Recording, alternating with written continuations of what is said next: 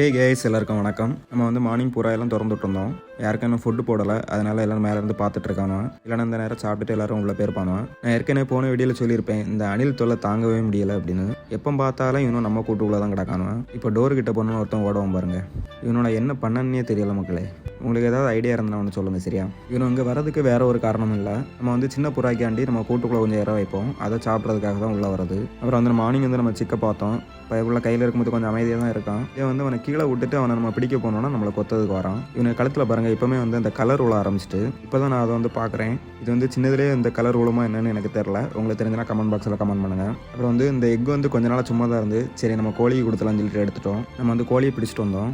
முன்னாடி பார்க்கும்போது ரொம்ப குட்டியோன்னு இருப்பான், இப்போ நல்லா வளர்ந்துட்டான்.